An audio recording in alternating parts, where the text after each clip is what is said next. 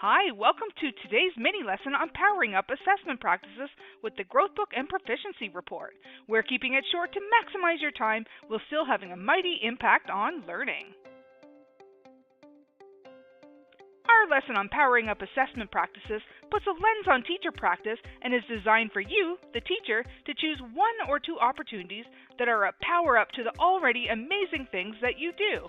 In return, you're making a positive impact on your time and practice, which supports the ultimate goal, success for your students. Welcome to my demo class.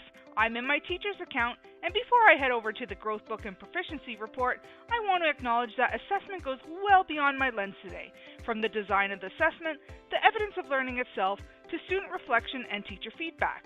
With that disclaimer aside, let's navigate to the Assessment tab and head into the GrowthBook.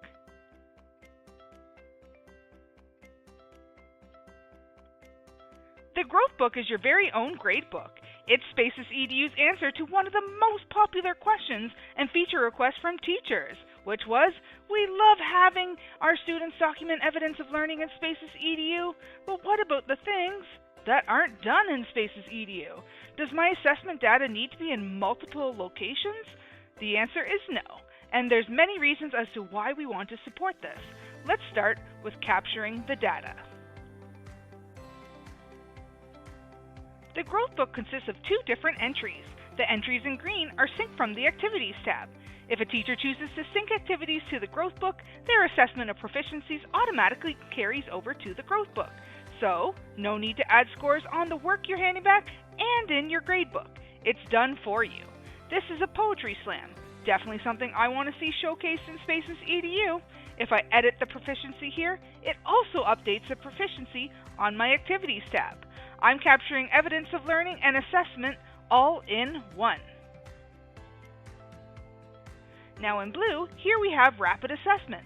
Before starting poetry slams, I had my students complete a poetry analysis. They were great, but we didn't do them in SpacesEDU. And you know what? I'm not looking to have my students add them to SpacesEDU. That said, I definitely wanted to capture their assessed proficiency. Or perhaps I'm having my students do some sort of brainstorm on sticky notes and I'm focusing my assessment on metacognitive practices. This is an on-the-spot activity. I'm walking around the room, I'm listening in, and I can easily capture this in the GrowthBook.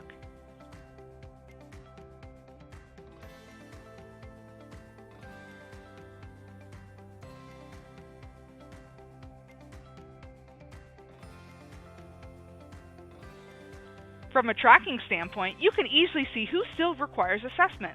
You can also filter your data down to track trends in your assessment data.